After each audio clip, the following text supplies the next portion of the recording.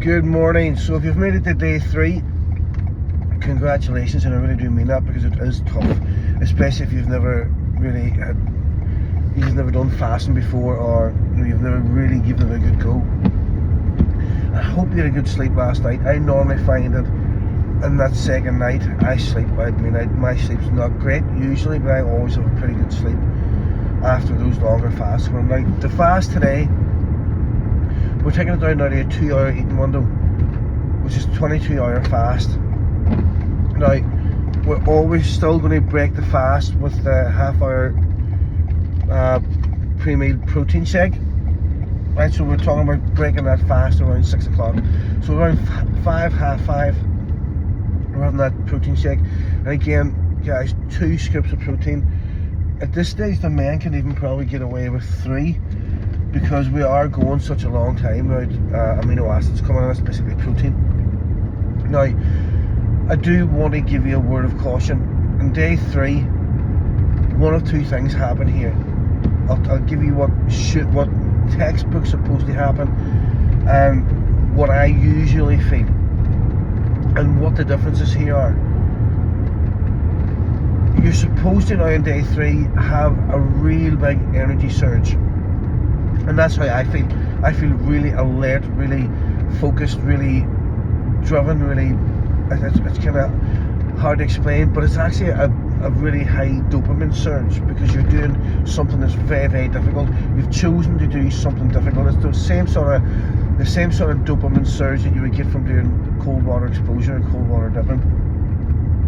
And there's a reason for it as well too. It's a survival mechanism. Basically, your body thinks, right, okay, food is very scarce, I need to hunt. And if you think about this from a survival point of view, if you had fasted for 2 or 3 days, I mean, let's say fasted where there was no food coming in, and your body had to find food to survive, well then being tired and having, just been drained would not serve you to stay alive and hunt for food or find food. Does that make sense? So what happens now is, what we're looking for now is this stress response, this adaptogen response, where the body's now producing ketones, because you're now switched that metabolic switch where your body's what's called fat adaptive. So your body's very in tune of using fat for fuel, and that means that there's ketones being produced, same as like a ketogenic diet. And the reason why this happens is the body's now starting to break down fats and putting that in the liver, and converting that back into glucose. Remember, glucose or glycogen is the stored muscle energy. So we have glucose, which is sugar in the bloodstream. We then convert that into glucose to store in the muscle, because we need that muscle energy to get up and to go and do stuff, especially if we're doing that resistance training. So the body's going through a thing called gluconeogenesis, where it makes glucose in the liver from fat. And a byproduct of that is there's ketones produced.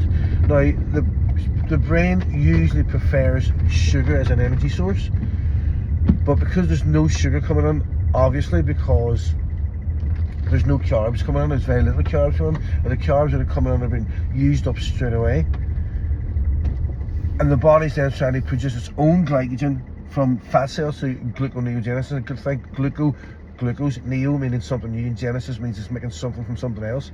The byproduct then is ketones. Same thing in a ketogenic diet. There's no glucose coming in, there's no carbs coming in, so the body has to basically make its own carbs.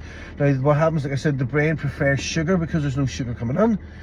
The brain then likes ketones.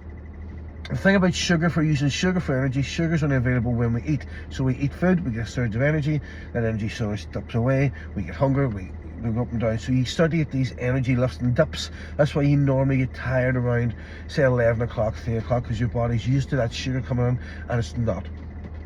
Now on day 3, when we're fat adaptive and there's ketones being produced, your energy should be now here. That's how I feel. I feel like my energy I can just go all day. I can go all day with work, I can go all day with no food, I can go all day with training. Now, when I say training, I don't mean high performance training, because there's not any glycogen available, but training as in just sustained training. If you were going for a nice long walk, a big hike, or if you were doing endurance exercises, because the body's using fat for fuel, and it's got loads of ketones for the brain.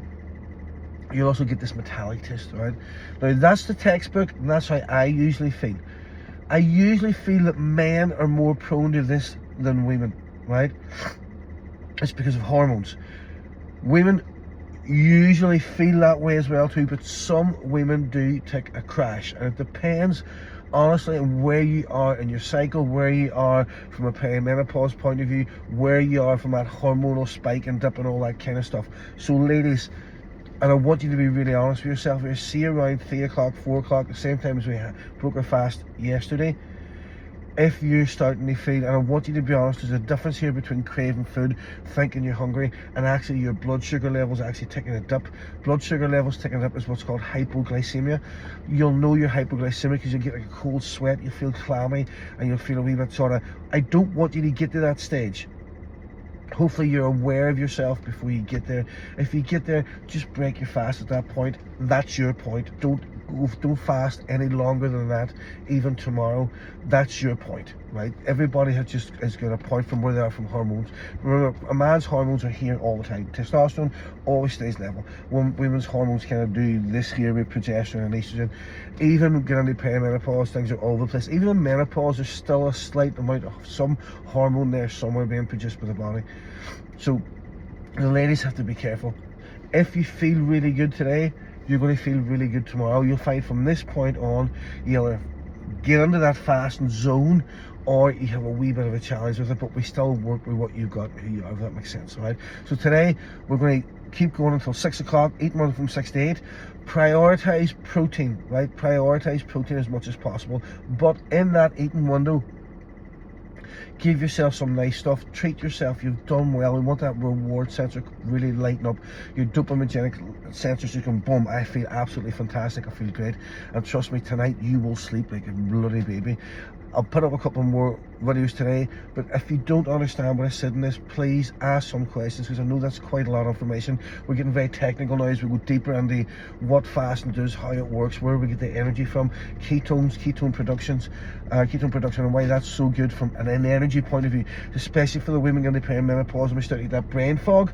Right, brain fog, because sugar's going bouncing all over the place, also all the receptors in the brain, estrogen, but the ketones make you feel good and make you feel alert. All right, have a good day.